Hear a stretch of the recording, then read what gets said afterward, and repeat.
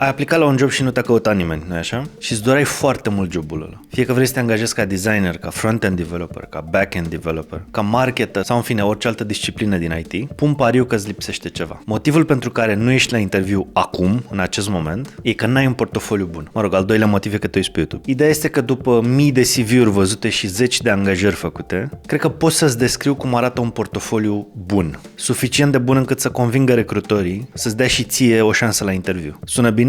Rămâi aici să discutăm.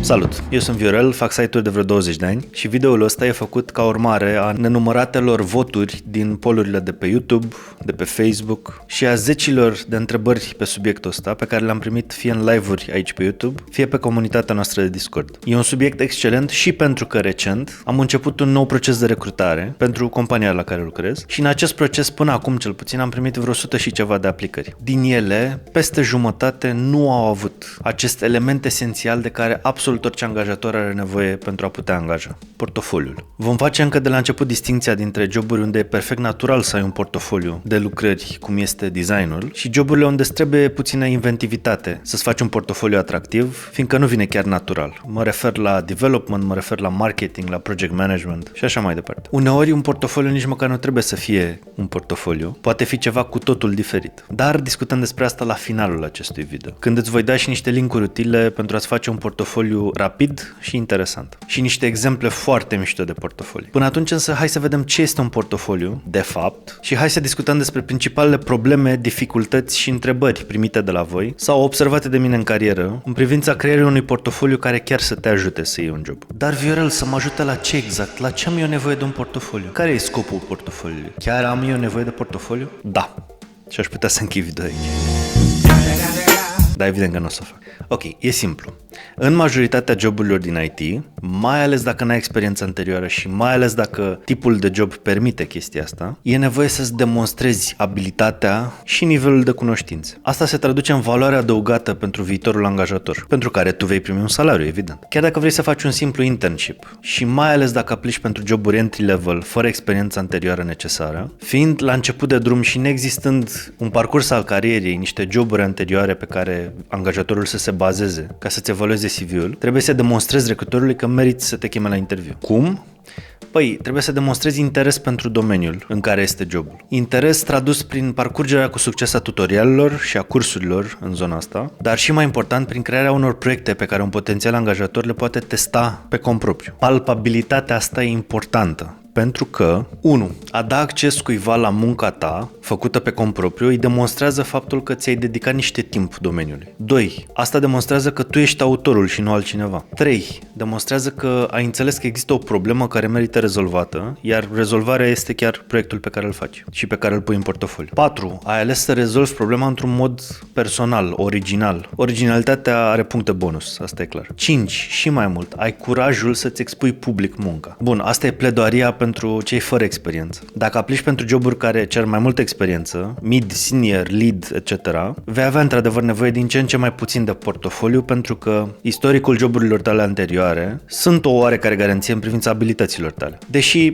și atunci te poți trezi cu un test tehnic sau practic pe care va trebui să-l promovezi ca să fie eligibil pentru acel job. Însă crede-mă, niciodată nu strică un portofoliu. E esențial când n-ai experiență deloc în domeniu, dar eu zic că e important oricând în carieră. Și mai e un aspect. Stai un pic, Viorel, că nu mi-ai explicat. Eu am experiență, de ce mai trebuie portofoliu? Pentru că ajută. În cadrul oricărui proces de recrutare există o primă etapă, cea de filtrare a CV-urilor. Există niște criterii foarte clare și foarte fixe de obicei, prin care un recrutor parcurge absolut toate CV-urile primite și alege un shortlist cu potențial de chemat la interviu. Cel mai frecvent, recrutorii te trec în etapa următoare, fie dacă ai experiență relevantă în domeniu, cam atât cât scrie în job description, deși multe sunt ușor exagerate, dar nu intrăm în subiectul ăsta acum, fie dacă ai un portofoliu care să suplinească lipsa de experiență. Bun, deci, clar, tu având experiență ai trecut mai departe. În fazele următoare ale recrutării, orice diferențiator devine foarte vizibil. Dacă, să zicem, din 10 oameni ajungi și în shortlistul pentru interviu, doar 3 au portofoliu și unul din portofoliu este foarte, foarte bun, autorul acelui portofoliu va fi aproape întotdeauna primul chemat la interviu. În plus, respectivul om va fi probabil și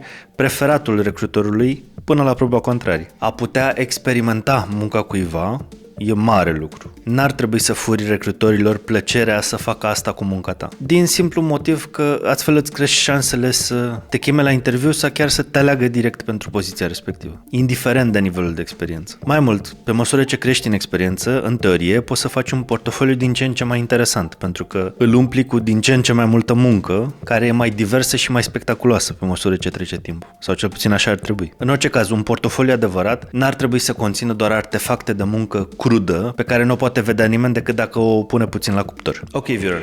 Eu am listat clienții pentru care am lucrat. Sau, în fine, am un cont de GitHub. Se pune ca portofoliu? Din păcate, nu e suficient. Închipuiesc că ești recrutor. În prima fază a recrutării pentru un job din IT, primești într-o săptămână cam 200 de CV-uri pe care ar trebui să te uiți, dacă postezi pe toate platformele cel puțin. Datorită faptului că ai și alte lucruri de făcut, poți dedica în medie cam 2 ore pe zi acestei activități pentru acel job. Dacă facem un calcul simplu, asta înseamnă că în 5 zile lucrătoare, un recrutor are maxim 10 ore în care ar trebui să analizeze 200 de CV-uri. Asta înseamnă 20 de CV-uri pe oră sau un CV la 3 minute. Și apropo, când zic CV, nu zic doar CV, zic și CV și portofoliu. Înțelegi unde bat? Nimeni n-are timp, în faza asta cel puțin, să sape pe lista ta de clienți, să le găsească site-ul sau campania de publicitate sau, în fine, artefactul pe care tu ai ajutat să-l construiești și să-ți evaluezi acea muncă. Așa cum nimeni n-are timp, din păcate, din nou, în faza asta, să ia la mână cele 10-15 proiecte de pe GitHub-ul tău, deci de pe GitHub-ul fiecărui developer, să le instaleze local dependențele și pachetele, să le ruleze și să le testeze. Dacă s-ar întâmpla asta în faza asta, probabil un proces de recrutare ar dura multe luni de zile. Așadar, fă munca recrutorului mai ușoară și ferește-te să fii respins sau respinsă, pur și simplu din inabilitatea omului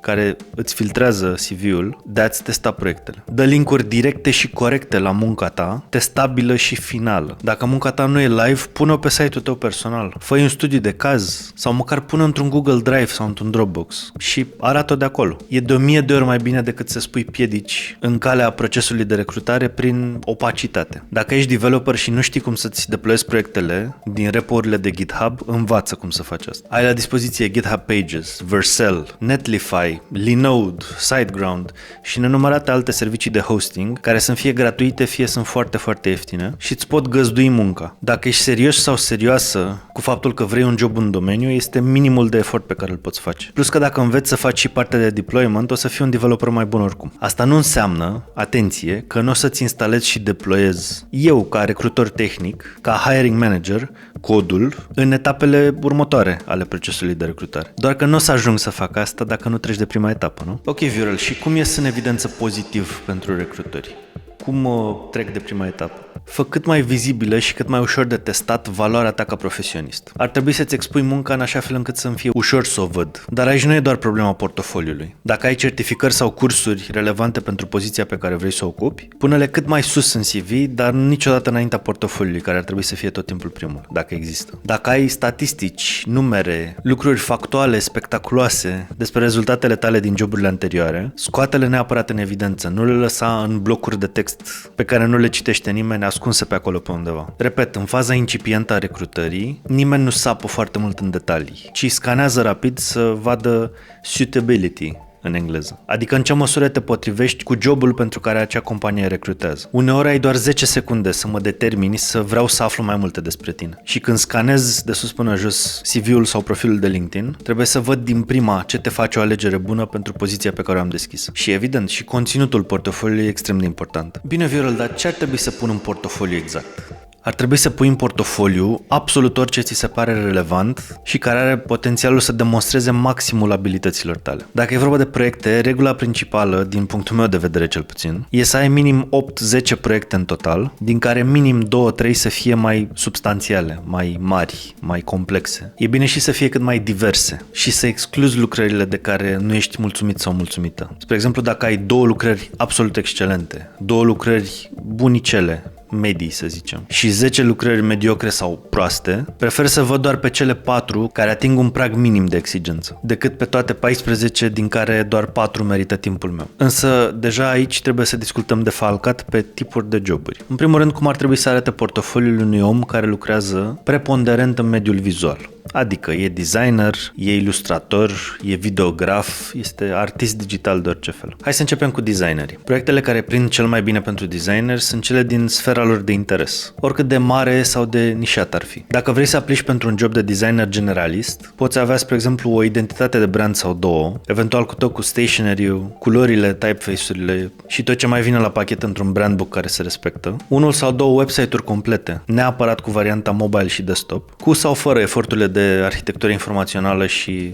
user experience necesare înaintea desenării, adică interviuri cu useri, taxonomii, scheme de navigare, wireframing, prototyping, testare, etc. Nu știu, un design de typeface original și lista poate continua. Depinde foarte mult de afinitățile tale ca designer. Și am menționat designerul generalist pentru că, din păcate, există relativ puține joburi în România, cel puțin, care necesită focus foarte strâns pe o singură nișă de design. Asta nu înseamnă că nu e bine să te nișezi și să fii foarte bun sau bună într-un domeniu al designului. Dacă vrei să faci asta, ține minte că lucrurile cu care îți consumi timpul ajung să te definească profesional dacă le lași, deci cu cât faci mai multe lucrări de un anume fel, cu atât vei fi mai bun sau mai bună pe nișa respectivă. Și asta în general e foarte bine. Dacă te nișezi inclusiv în joburile la care aplici, asigură-te că și portofoliul tău respectă nișa pe care tu vrei să o abordezi exclusiv. Pentru că în felul ăsta îți crești șansele să fii recrutat sau recrutată. Spre exemplu, dacă vrei să fii designer de site-uri, adică UI designer sau poate UI UX designer, e bine să ai cât mai multe designuri de site-uri în portofoliul tău. Logic, nu? Dar dacă la un moment dat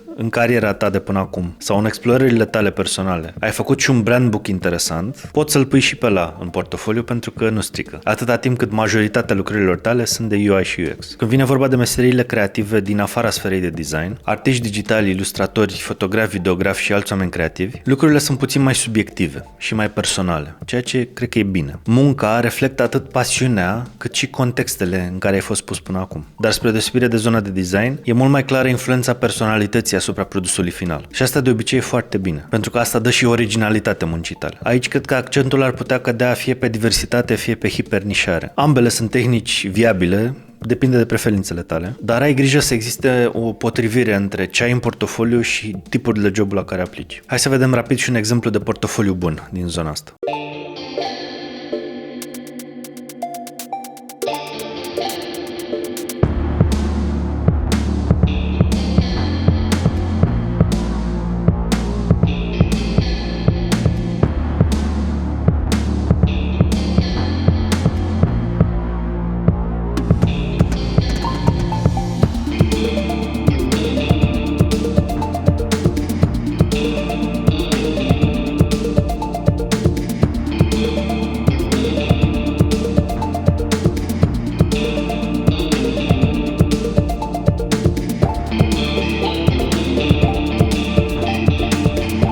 Categoria numărul 2.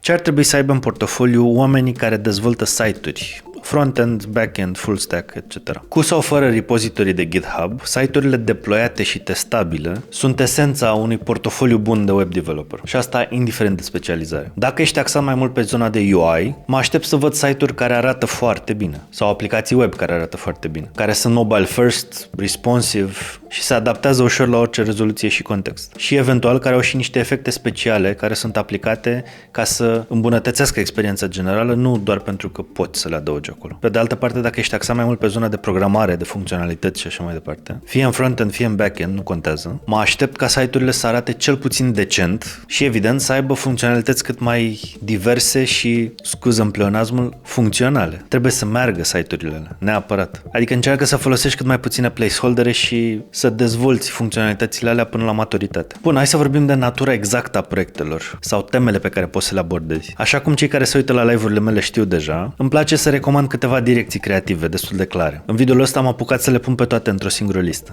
așa că hai să o parcurgem împreună. Prima direcție este să faci clone unor site-uri deja existente, mai bune sau mai slăbuțe. Secretul este să fie celebre, adică să le știe cât mai multă lume, să fie recognoscibile într-un fel sau altul. Fie negativ, fie pozitiv. Și mai e un secret aici, munca ta, deci calitatea codului sau aspectul vizual sau user experience-ul sau orice aspect din zona asta, inclusiv funcționalități sau altceva, ar trebui să fie mai bune decât originalul. Și evident nu trebuie să recreezi absolut tot site-ul. Poți să te axezi pe câteva pagini, atâta timp cât ele sunt o îmbunătățire față de ce există acum, sau măcar sunt unul la unul cu originalul, atunci ți-ai făcut treaba bine. Exemplul pe care îl dau cel mai des în categoria asta de site-uri de portofoliu sunt site-urile unor instituții publice pe care le cunoști deja, cum este ANAF-ul, spre exemplu, care are un site destul de slab și pe care absolut oricine care are un pic de experiență sau ceva mai mult timp și bunăvoință, chiar dacă nu are foarte multă experiență, îl poate face mult mai bun decât este acum. A doua direcție creativă este să faci microsite-uri sau landing page-uri, adică să investești mai puțin timp în crearea mai multor pagini, să te concentrezi pe o singură pagină, dar să o faci cât poți tu de bine. Scopul acelui landing page să fie vânzarea de produse sau servicii. E un tip de proiect foarte relevant, în special pentru oamenii care vor lucra în companii care au departamente de marketing care vor apela la ei. Departamentele de marketing în general au nevoie de landing page-uri și de microsite-uri care să vândă ceva. Și de asta, tipurile astea de site-uri sunt componente importante într-un portofoliu bine închegat, pentru că vor reflecta și niște eforturi viitoare pe care le vei face chiar tu la job. Din zona de produs, a treia direcție pe care îmi place de obicei să o recomand e să gândești un site sau o aplicație originală. Practic să te pui în pielea unui antreprenor cu ajutorul site-ului sau aplicației pe care o pui în portofoliu. Funcționalitatea evident nu trebuie să fie 100%, adică nu se așteaptă nimeni să-ți faci un startup și să-l pui ca proiect în portofoliu, dar ajută mult să te gândești la genul ăsta de probleme, pentru că din nou aduc foarte mult cu ce se întâmplă în realitate. Și mai mișto ar fi, dacă poți, să-ți rezolvi ție o problemă, adică să fie un site sau o aplicație pe care chiar tu să-l folosești ca și client odată ce e gata. În felul ăsta o să te motiveze foarte mult să dezvolți aplicația respectivă sau site-ul respectiv, fiindcă o să poți să-l folosești chiar tu sau să-l dai prietenilor să-l folosească, etc. A patra direcție creativă este să faci jocuri de tot felul. De la cele mai simple ca spânzurătoarea sau X și 0, până la cele mai complexe ca Minesweeper, Flappy Bird sau imaginația este limita aici. Din nou, dacă e un joc ușor de recunoscut, e bine, iar pentru cei mai creativi dintre voi și jocurile originale sunt adăugări extraordinar de bune în portofoliu. A dezvolta un joc e un gen de problemă destul de complexă cu care te vei întâlni la un job mai devreme sau mai târziu. Poate nu în contextul dezvoltării unui joc efectiv, ci în contextul reproducerii tipului de probleme cu care te confrunți în general în momentul în care construiești un joc. A cincea direcție creativă pe care o recomand de obicei este să faci un site cu login, adică să folosești efectiv affordance-ul ăsta, cum zic oamenii de UX, practic să gândești și să implementezi tot ce ține de parte de autentificare și securizarea autentificării, plus folosirea unei baze de date locale sau externe, pentru că, din nou, este un challenge foarte comun în ziua de azi, aproape toate site-urile sau chiar toate site-urile cred că au un sistem de login și register în general. Și apoi pe ultimul loc, și pe bună dreptate, pot să pun tradiționalele și ușor fumatele idei standard pe care le găsești peste tot pe net. Magazin online, site de prezentare de business, clonă de Netflix, tracker de COVID, to-do app, aplicație de vreme și orice mai găsiți voi în tutorialele, cursurile și școlile, cum sunt Free Code Camp, Scrimba, The Odin Project, Front-End Mentor și așa mai departe, care, apropo, nu sunt rele, deci îți recomand să le lași în portofoliu, să le pui acolo, să demonstrezi că le-ai făcut, că ai trecut prin procesul ăsta, dar ai, te rog, grijă ca măcar 1-2 din proiectele mai mari de care ziceam să nu fie din categoria asta, să fie din primele 5 categorii anterioare. Problema cu challenge-urile astea de cod, că nu pot să le numesc chiar proiecte, e că se regăsesc în portofoliu atâtor candidați încât e foarte greu să diferențiezi între ei. Și mi s-a întâmplat chiar acum în procesul ăsta de recrutare, deși poziția era pentru junior mid, am văzut foarte mulți oameni care au aplicat doar cu proiectele standard pe care le-au făcut din cursurile pe care le-au terminat. Și unii din ei fără niciun strop de originalitate adăugată. Și din cauza asta eu aș separa categoria asta de primele 5 categorii mai serioase din portofoliu. Și uite, bonus, mai dau un exemplu dintr-un video pe care îl găsiți mai jos în descriere, la zona de resurse, o clonă de Trello sau de Jira, în care să-ți trecuiești progresul dezvoltării propriului portofoliu. Treaba asta mi se pare foarte cool și foarte meta, dar e doar unul din exemplele ieșite din comun, de care va trebui să dai și tu dovadă, ca să ai șanse maxime de angajare. Hai să vedem un exemplu bun de portofoliu din zona asta de web development.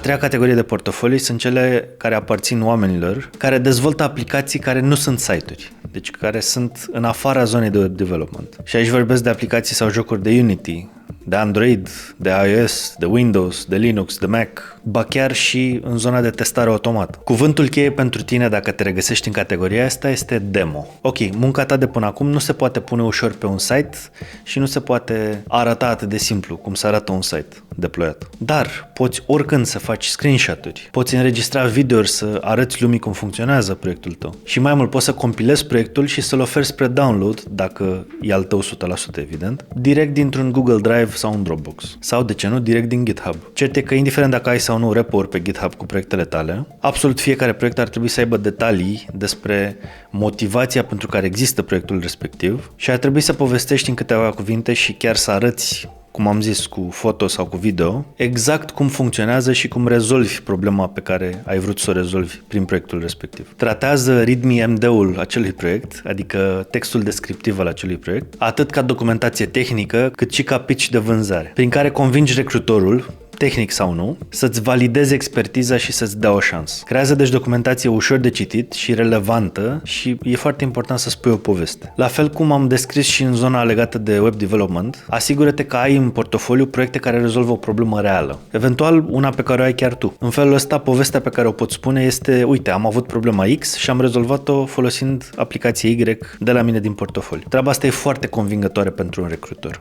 De ce? Pentru că demonstrează că ești capabil sau capabilă să identifici probleme și să le rezolvi în general. Ceea ce exact ce își dorește un angajator. Cele mai interesante proiecte pe care le-am văzut în zona non-web erau direct integrate în viața candidaților. Spre exemplu, un sistem de automatizare a unor dispozitive și unor senzori din smart home prin intermediul programării unui Raspberry Pi. Sau un sistem hidroponic complet de întreținere automată a plantelor cu senzori de umiditate, lumină și căldură și modalități de a schimba automat parametrii ăștia. Și uite, un exemplu interesant recent care demonstrează și că poți să faci un demo din orice. Ai acum pe ecran un exemplu de video creat chiar de unul din membrii comunității noastre, Fortnite aici pe YouTube, sau Roberto pe Felie pe Discord. Din câte vezi, e un proces de testare automată dezvoltat de el, care e înregistrat în format video și pus pe GitHub cu documentație explicativă. El vrea să-și facă un portofoliu de automated testing, așa că dacă există cineva care caută testeri care știu automatizare sau AQA, recrutorii respectivi vor să vă spună că e foarte convingător un astfel de proiect în portofoliu.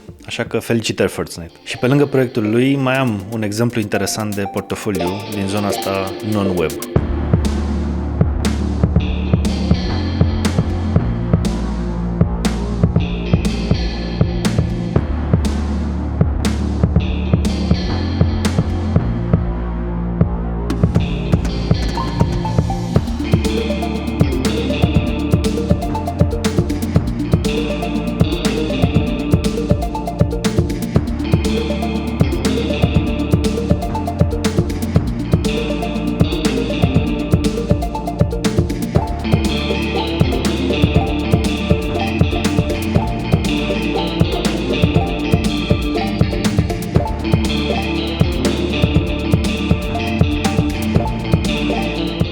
În final am ajuns la a patra categorie, cum ar trebui să arate un portofoliu al unui om care face muncă de business sau operațiuni, adică tester manuali, project manageri, product owneri, product manageri, sysadmini, scrum masteri, specialiști de cyber security, pen testeri și așa mai departe. În primul și în primul rând, să stabilim clar de la început că e mult mai greu să demonstrezi abilitățile tale. Întotdeauna în zona asta există însă posibilitatea creării unor studii de caz și evident prezentarea cifrelor relevante. Dacă ai experiență în domeniu, portofoliul tău ar putea să fie compus aproape exclusiv din studii de caz prin care îți arăți practic contribuția ta la fiecare proiect la care ai lucrat în trecut, care a fost impactul pe care l-ai adus tu proiectului respectiv, cum ai rezolvat tu anumite probleme. Ba chiar poți să imaginezi anumite lucruri și să faci studii de caz ideale sau idealiste. La ce mă refer? Păi, spre exemplu, dacă aplici pentru un job de product owner și în trecut ai întâmpinat tot felul de probleme, poți scrie un studiu de caz ideal în care descrii cum ți-ai imaginat tu că ar trebui să se petreacă un proces de creștere a unui produs într-un interval anume de timp, în cazul ideal,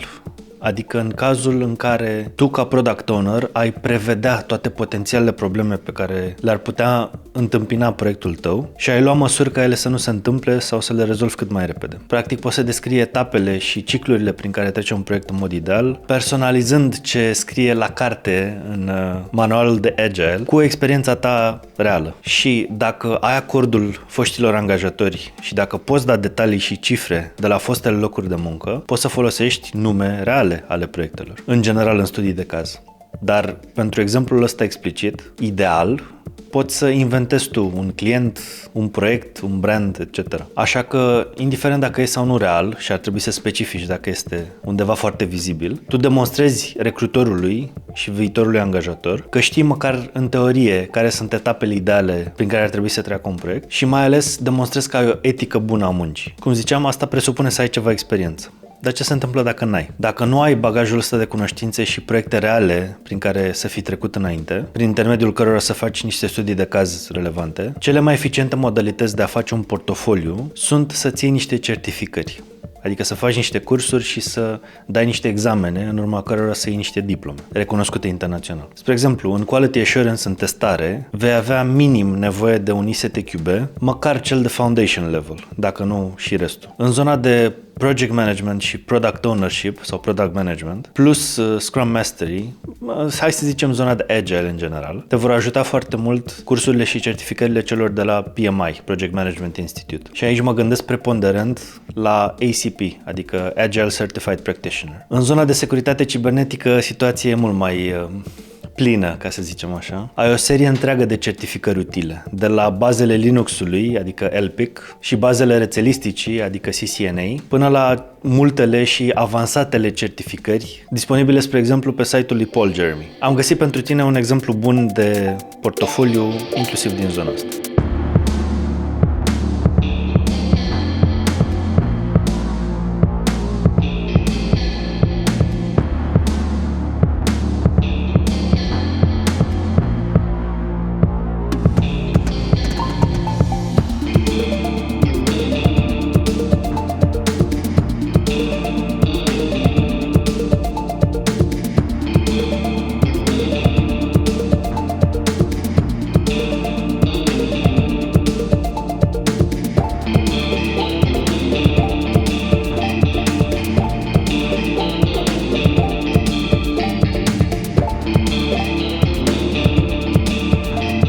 Încă ceva, important. Indiferent dacă ai sau nu tangență cu zona vizuală, creativă, ideal ar fi ca portofoliul tău să fie îngrijit și lucrările din el să arate bine. Nimănui nu-i pasă că tu ești doar programator de backend. Dacă un recrutor vine și vede o aplicație care are foarte multe funcționalități, dar arată jalnic, treaba asta o să se reflecte în felul cum îți evaluează portofoliul, din păcate. E o problemă complet subconștientă, deci n-ar trebui să pui la suflet faptul că se întâmplă chestia asta în viața reală, dar se întâmplă. E un bias subconștient și recrutorii și hiring managerii practic sunt influențați pozitiv de un portofoliu care arată bine și de lucrări din portofoliu care arată bine și evident negativ de portofoliu sau lucrări care nu arată foarte bine. Practic ei vor fi influențați chiar să creadă că în spatele unei interfețe sau unei prezentări interesante sau măcar decente ca aspect e și un cod mai curat. Și invers, dacă prezentarea arată complet dezorganizată ca o explozie pe ecran, atunci intuiția e că și codul din spate arată la fel. Evident, în etapele finale ale procesului de recrutare, un hiring manager bun, care are cunoștințe tehnice, va verifica felul cum arată codul tău și poate își va schimba părerea, dar până atunci s-ar putea să fie prea târziu. Ce vreau să spun e că prima impresie chiar contează și din cauza asta e bine să ai fie un site personal cu design funcțional și cât mai arătos, care să fie punctul central al portofoliului tău, fie să folosești o platformă unde munca ta e pusă în valoare și în cea mai bună lumină posibil, fără foarte mult efort din partea ta. Ok, Viorel, eu am un site personal unde am portofoliul și unde îmi țin proiectele.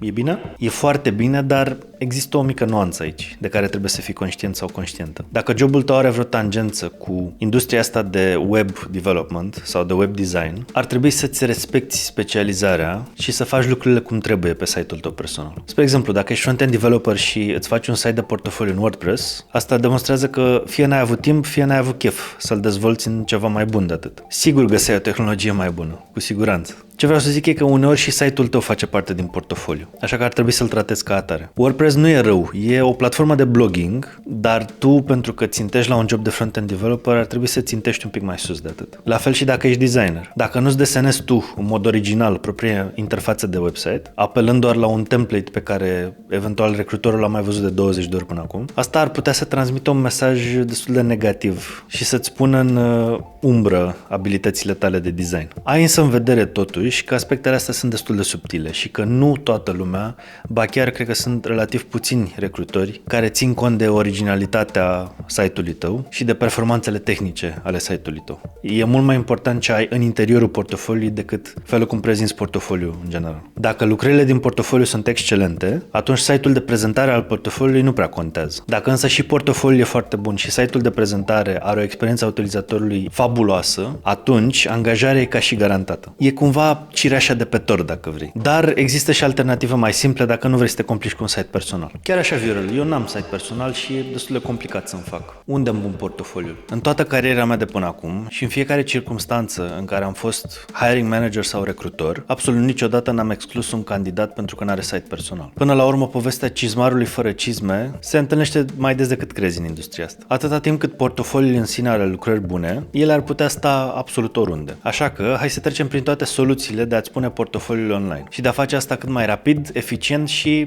aspectos. Prima și cea mai simplă soluție este să pui lucrările tale într-un cloud hosting. Google Drive, Dropbox, Microsoft OneDrive, toate astea au potențialul să-ți găzduiască lucrările, mai ales dacă sunt vizuale sau dacă sunt binare downloadabile ale unor software făcute de tine pe care nu le poți pune altfel la dispoziție. Spre exemplu, APK-uri pentru aplicații mobile, executabile pentru aplicații desktop și așa mai departe. Partea bună a soluției astea e că toate serviciile de cloud hosting au și un plan gratuit pe care îl poți folosi fără absolut nicio problemă. Partea mai puțin bună e că omul care intră să-ți vadă portofoliul este limitat la nivel de experiență la ce oferă platforma respectivă, care e până la urmă de file hosting, nu neapărat de a găzdui portofolii în mod deosebit. A doua variantă este pe Behance și pe Dribbble. Behance e una din cele mai mari comunități și galerii de lucrări creative din lume. A fost cumpărat de Adobe acum multă vreme, în special datorită faptului că majoritatea lucrărilor pe care le găsești aici sunt făcute cu ajutorul unora din softurile făcute de ei. Poți uploada orice lucrare creativă pe Behance, lucrare cu accent pe aspectul vizual. Designerii, artiștii, videografii și oamenii care se ocupă cu crearea de artefacte vizuale se vor simți aici ca acasă. Dribbble e o platformă un pic mai nouă. E mai mică și mai nișată decât Behance și în general Dribbble e folosit pentru lucrări care au aplicabilitate în designul de interfețe, deci specializările de UI și UX design plus interaction design. Oamenii care activează în disciplinele astea vor putea uploada aici imagini, gif-uri animate și chiar videouri scurte care să le pună în valoare munca. A treia variantă e să recurgi la site-uri dedicate pentru portofolii. Aș vrea să menționez aici câteva platforme care mi-au atras mie atenția. Unele sunt gratuite, cum este Adobe Portfolio sau Caraflat, altele implică niște costuri, spre exemplu Carbon Made sau Semplice. În general, soluțiile astea sunt destinate oamenilor care vor o combinație de design original al experienței, care să nu depindă sau să fie influențată de o platformă arhicunoscută cum e Behance sau Dribbble, dar care nu știu sau nu pot să-și creeze ceva 100%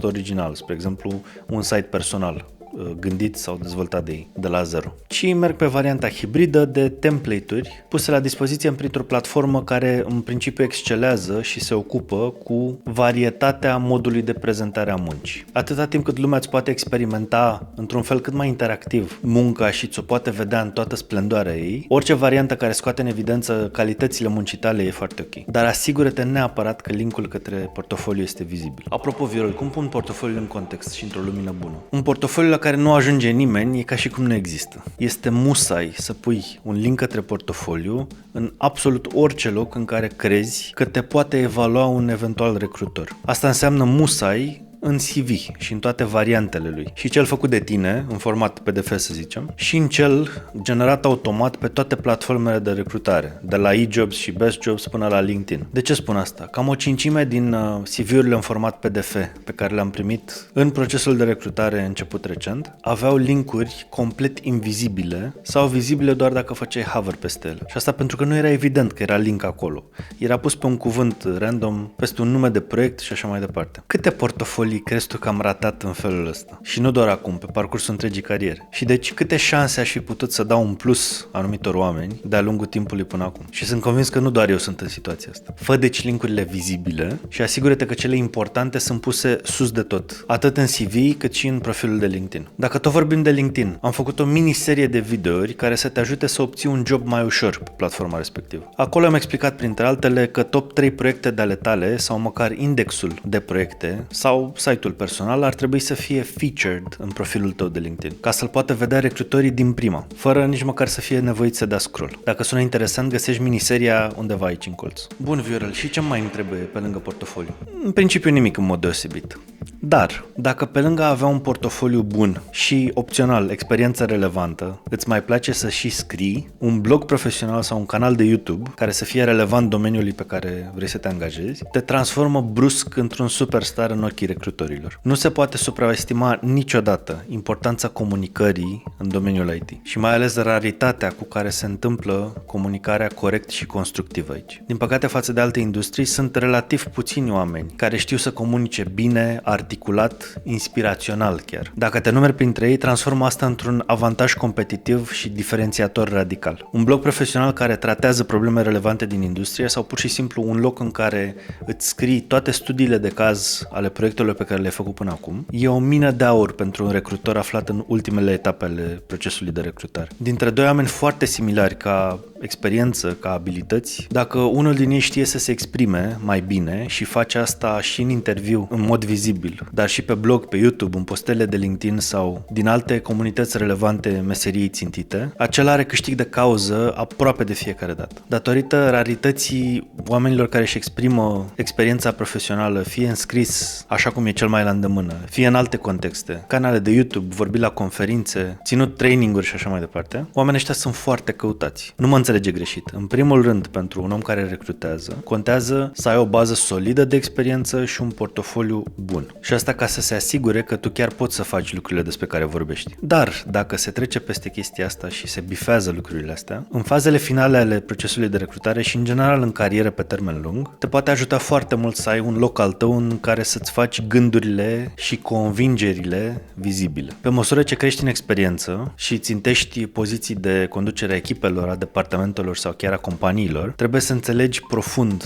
esența a două cărți pe care le recomand în mod călduros. Start with Why de Simon Sinek și Obviously Awesome de April Dunford. Start with Why vorbește despre faptul că succesul în orice grup de oameni sau organizație vine din claritatea motivului pentru care grupul sau organizația există, a convingerilor care stau la baza inițiativei și a felului cum sunt comunicate și trăite de la management în jos. Obviously Awesome zice că succesul unui business și abilitatea sa de a deveni vizibil și indispensabil pe piață pornește de la a cunoaște câteva lucruri. Care sunt alternativele oamenilor față de businessul pe care îl reprezinți? Ce face businessul unic? Care este valoarea și dovada valorii pentru oamenii care ajung să folosească produsele și serviciile tale? Cum relaționează businessul cu piața țintă? În ce categorie se încadrează compania? Și dacă ea aderă sau nu la vreun trend? Dacă tot nu era clar, tot ce am zis mai devreme depinde direct sau indirect și de abilitățile de comunicare ale oamenilor din poziții înalte în compania respectivă. Și de-aia, dacă ești IT-ist, la un moment dat trebuie să și comunici. Preferabil tot timpul, dar în fine. Verbal, în scris, oricum poți tu. Bun. După atâta teorie, simt că este nevoia să încheiem cu niște exemple. Să înțeleg că a venit momentul să-mi spui de unde mă inspir ca să-mi fac un portofoliu mișto, nu? Nu doar mișto, de talie mondială. Dacă vorbim de portofolii sub formă de site personal, pregătește-te să fii dat sau dată pe spate de ce găsești pe Words. Uite câteva exemple.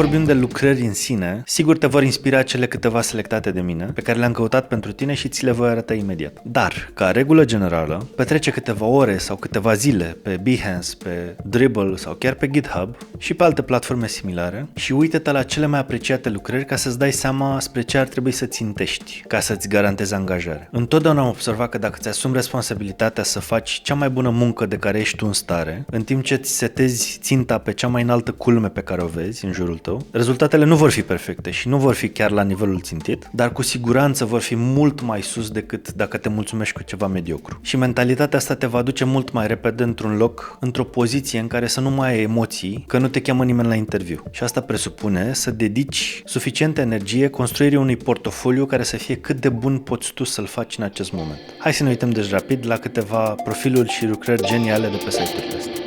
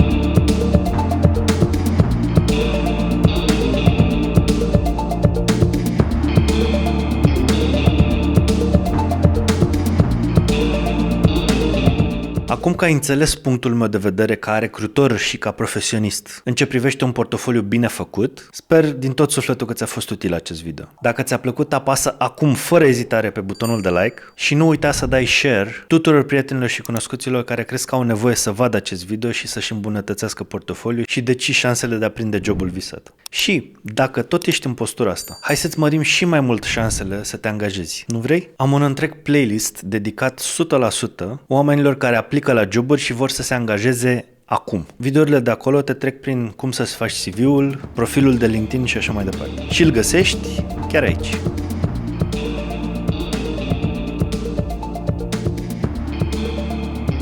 Hai, dă click, că știu că vrei să ai șanse maxime de angajare.